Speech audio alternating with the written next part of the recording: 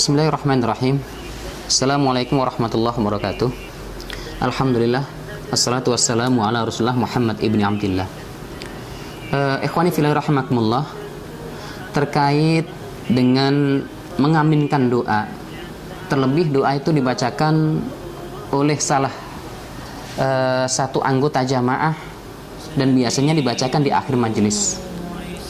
Ini terkadang di antara umat Islam ada yang saling menyalahkan bahwasanya doa bersama itu tidak ada contohnya, doa bersama itu tidak sunnah dan lain sebagainya, sehingga terkadang hubungan sesama muslim, sesama umat Muhammad itu retak, bahkan bisa saling bermusuhan.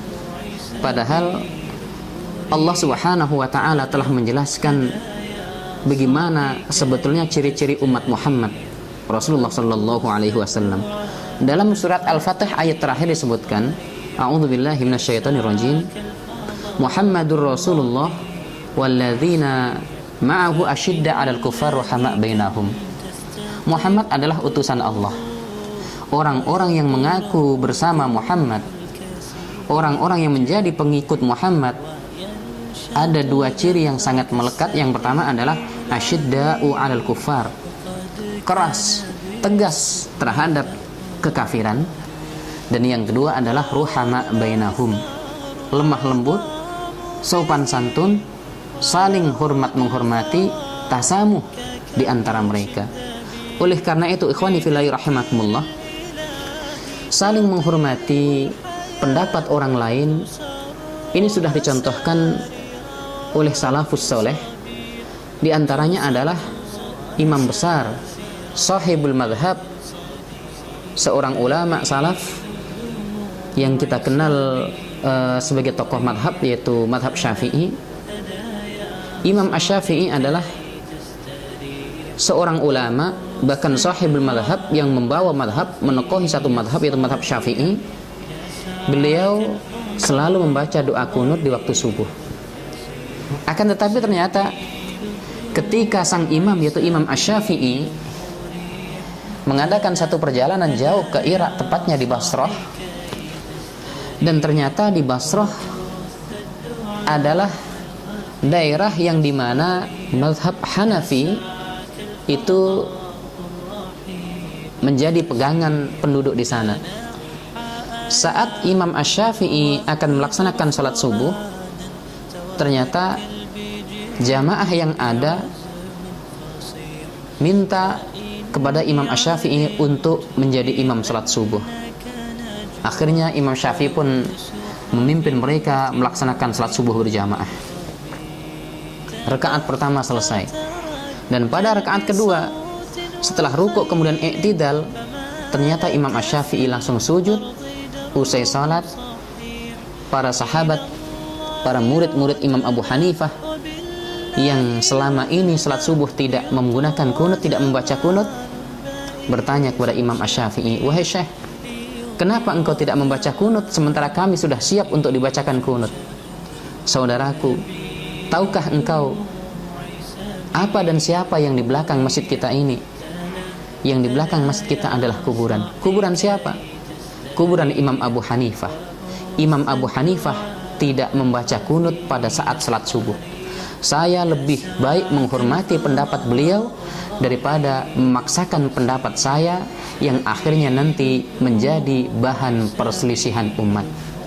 Begitulah imam salaf memberikan contoh bagaimana mereka lebih menghormati pendapat orang lain daripada mengutamakan pendapat sendiri dalam masalah khilafiyah.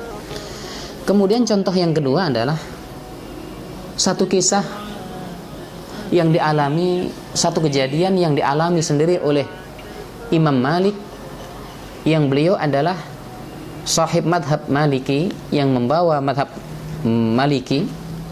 Suatu ketika Imam Malik diundang ke istana oleh Malik bin Marwan, Khalifah Malik bin Marwan.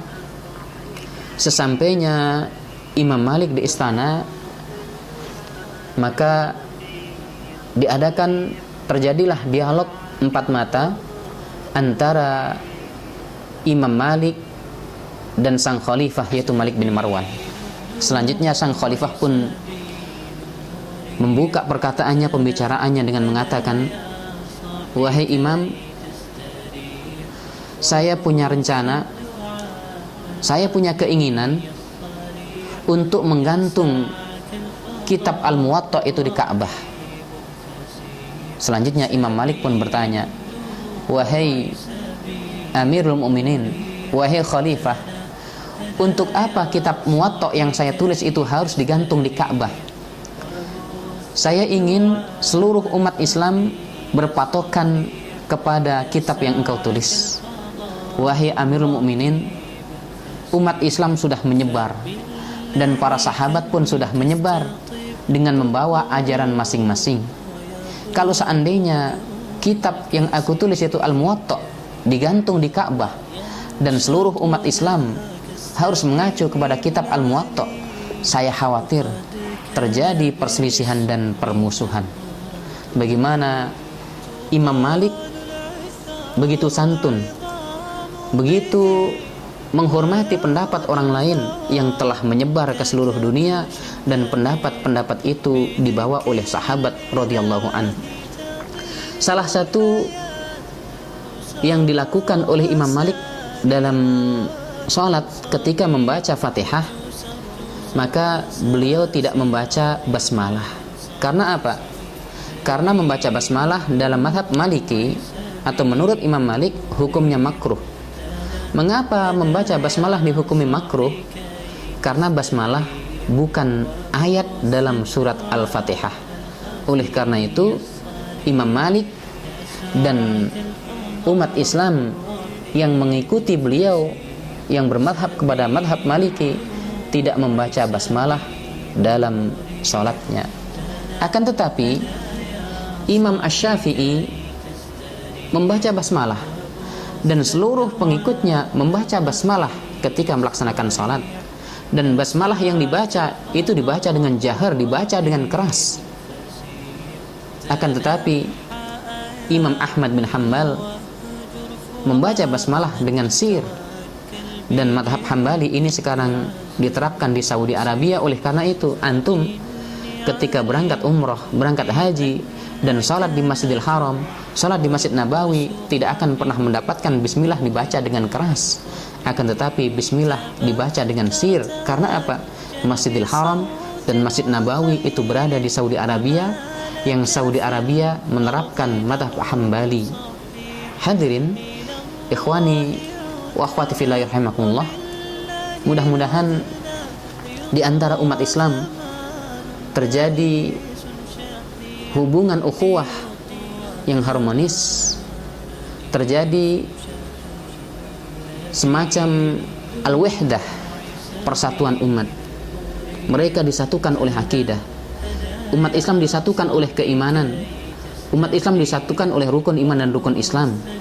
Akan tetapi rukun iman dan rukun Islam itu memiliki cabang-cabang.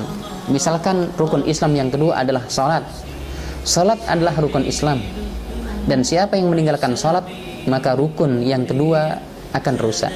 Akan tetapi ternyata dalam pelaksanaan salat banyak sekali kaifiyat, tata cara yang antar satu ulama dengan ulama lainnya terjadi perbedaan.